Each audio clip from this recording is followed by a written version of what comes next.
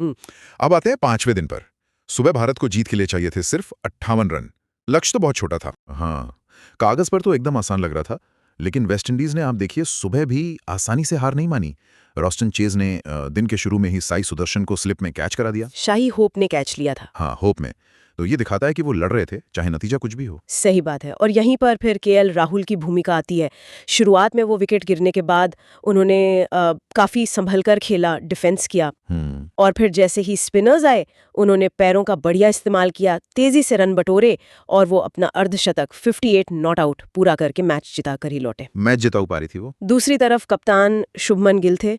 उन्होंने शायद सोचा कि जल्दी खत्म करते हैं मैच को। हाँ, शायद वही। उन्होंने चेज पर कुछ आक्रामक शॉट्स भी लगाए, लेकिन फिर एक बड़ा शॉट मारने के चक्कर में वो भी वेस्टइंडीज के कप्तान मतलब चेज की ही गेंद पर आउट हो गए। हाँ, ये 2 विकेट गिरे जरूर सुबह, लेकिन लक्ष्य इतना छोटा था कि भारत को कोई खास परेशानी नहीं हुई। पहले घंटे के अंदर ही उन्होंने मैच जीत लिया। बिल्कुल। अब उस चीज पर आते हैं जिसने इस मैच को थोड़ा अलग बनाया, वो था वेस्टइंडीज का सुधरावा खेल। अहमदाबाद से तुलना करें तो दिन रात का फर्क। बिल्कुल बिल्कुल। अहमदाबाद में सोचिए, पहली पारी में 44.1 ओवर, दूसरी में 45.1 ओवर, मतलब दोनों पारियां मिला के भी 100 ओवर नहीं खेल पाए थे वो। सही। और यहाँ दिल्ली में पहली पारी में 248 बनाए, चलो वो भी ठीक था, अहमदाबाद से बेहतर। लेकिन असली कहानी तो दूसरी पारी की थी। हाँ, भारत ने पहले 518 रन बना दिए थे 5 विकेट पर, बड़ा स्कोर। जबरदस्त। और जवाब में वेस्टइंडीज 248 पर आउट हो गई, तो भारत को मिली अच्छी खासी बढ़त और गिल ने फॉलो ऑन दे दिया, जो कि सामान्य फैसला था। हाँ, बिल्कुल नॉर्मल। लेकिन यहीं से वेस्टइंडीज ने सबको मतलब चौंका दिया।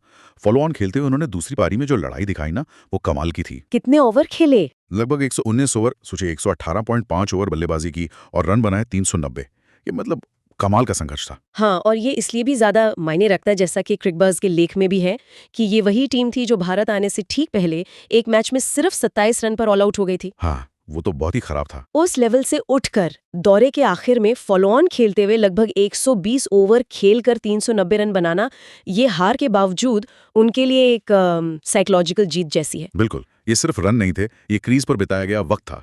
ये भारतीय गेंदबाजों को थकाने का एक प्रयास था, और सबसे बढ़कर ये खुद पर भरोसा वापस लाने की कोशिश थी। चलिए अब जरा स्कोर कार्ड पर भी नजर डाल लेते हैं, लेकिन आंकड़ों के पीछे की कहानी देखते हैं। भारत की पहली पारी 518, 5 घोषित, यशस्वी जायसवाल 175 रन। क्या शानदार सीरीज रही इस लड़के की। कमाल कमाल। पहली पारी में उन्होंने मैच का टोन सेट कर दिया था। बिल्कुल। और कप्तान शुभमन गिल 129 नॉट आउट, उन्होंने भी कप्तानी पारी खेली।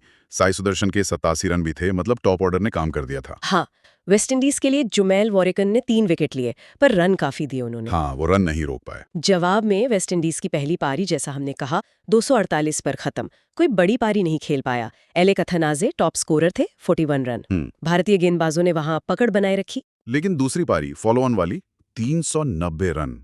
यहाँ 2 हीरो थे, जॉन कैम्बल 113 रन और शाय होप 103 रन। ये दोनों शतक वेस्टइंडीज की रीढ़ साबित हुए। और क्या दबाव में खेली गई पारियां थीं। बिल्कुल, इन दोनों ने ही मैच को जिंदा रखा, कहना चाहिए। हाँ, और फिर नीचे जस्टिन ग्रीव्स के 50 रन भी बहुत जरूरी थे। उनकी वजह से ही वेस्टइंडीज 100 रन से ऊपर की बढ़त ले पाया और मैच 5वें दिन तक गया। सही, वो 50 रन अहम थे। भारत के लिए दूसरी पारी में विकेट लेना काफी मुश्किल हो रहा था। पिच भी थोड़ी बदल रही थी, कुछ गेंदें नीची रह रही थीं, खासकर चौथे दिन के आखिर में। हाँ, तो जसप्रीत बुमराह ने 3 विकेट लिए, कुलदीप यादव ने 3 विकेट लिए। इन दोनों ने अपने अनुभव से जरूरी ब्रेक थ्रू दिलाए, वरना बढ़त और भी ज्यादा हो सकती थी। और अंत में भारत की दूसरी पारी, लक्ष्य 121 रन, यशस्वी जायसवाल दूसरे ही ओवर में चले गए। एक पल को लगा कहीं कुछ ट्विस्ट तो नहीं। हाँ, थोड़ा सा ड्रामा। लेकिन केएल राहुल 58 नॉट आउट, उन्होंने एक छोर पकड़ कर रखा और भारत को आराम से 3 विकेट खोकर 124 रन बनाकर जीत तक ले गए। तो अब विश्लेषण पर आते हैं। देखो, भारत सीरीज जीता, ये तो उम्मीद के मुताबिक था। लेकिन इस मैच से बड़े टेक अवे क्या है?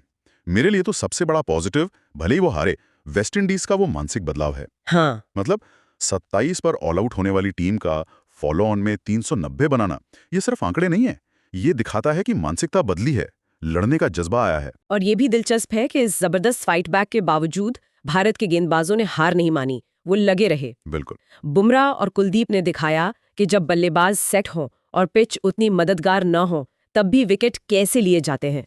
वो स्किल और अनुभव काम आया। और फिर भारत की बैटिंग डेप्थ भी दिखी। जायसवाल और गिल जल्दी आउट हुए, पर राहुल थे, फिर जुरैल आए, उन्होंने संभाल लिया। बिल्कुल। यहाँ एक और सवाल उठता है, जो शायद इस मैच के बाद कई कप्तान सोचेंगे। वेस्टइंडीज ने फॉलो ऑन के बाद जैसा खेला, क्या वो भविष्य में टीमों को, खासकर जो थोड़ी कमजोर मानी जाती हैं, उनको फॉलो ऑन देने से पहले 2 बार सोचने पर मजबूर करेगा? अच्छा पॉइंट है। क्या अपने मेन बॉलर्स को और ज्यादा थकाने का रिस्क लेना सही है, या फिर विपक्षी टीम पर मानसिक दबाव बनाने का फायदा ज्यादा बड़ा है? ये एक स्ट्रेटेजिक सवाल बन गया है। ये बहुत ही दिलचस्प टैक्टिकल सवाल है, क्योंकि पारंपरिक सोच तो यही है कि फॉलो ऑन दो और दबाव बनाओ। लेकिन अगर सामने वाली टीम ऐसे लड़ने लगे तो शायद सोचना पड़े। खैर, इस सीरीज ने भारत के घरेलू दबदबे को तो पक्का किया ही है। खासकर युवा बल्लेबाजों का प्रदर्शन देखकर अच्छा लगा। हाँ, भविष्य के लिए अच्छा संकेत है। और वेस्टइंडीज के लिए देखिए, हार तो 2-0 की है, लेकिन दिल्ली टेस्ट का खेल, खासकर कैम्बल और होप के शतक, उन्हें आगे के लिए कुछ ठोस चीजें देते हैं। उन्होंने दिखाया कि उनमें टैलेंट है, बस उसे लगातार डिलीवर करने की जरूरत है। अब बड़ा सवाल यही है कि क्या वेस्टइंडीज इस लड़ने वाली स्पिरिट को आगे भी जारी रख पाएगा, या ये सिर्फ एक मैच की बात थी? तो कुल मिलाकर भारत के लिए एक और सीरीज जीत, घर में उनका दबदबा कायम है, बेंच स्ट्रेंथ भी दिख रही है, और वेस्टइंडीज के लिए हार तो है, लेकिन दिल्ली टेस्ट एक उम्मीद की तरह है जिसे वो आगे ले जाना चाहेंगे। हाँ, संक्षेप में क्या तैयारी है? भारत ने दिल्ली टेस्ट 7 विकेट से जीता, सीरीज 2-0 से। केएल राहुल की नॉट आउट पारी अहम रही, लेकिन मैच की कहानी वेस्टइंडीज के फॉलो ऑन वाले संघर्ष, कैंपेल और होप के शतकों के आसपास घूमती है, जिसने मैच को 5वें दिन तक पहुंचाया।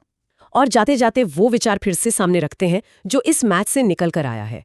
क्या फॉलो ऑन देना अब हमेशा इतना आसान फैसला रहेगा, खासकर तब जब टीमें हार मानने के बजाय लड़ने का ऐसा मादा दिखाने लगे? क्या गेंदबाजों का वर्कलोड मैनेजमेंट विपक्षी पर साइकोलॉजिकल प्रेशर डालने की इच्छा से ज्यादा जरूरी हो जाएगा? ये एक ऐसा सवाल है जिस पर यकीनन आने वाले वक्त में क्रिकेट की दुनिया में बात होगी। इस गहरी और दिलचस्प चर्चा के लिए धन्यवाद। धन्यवाद।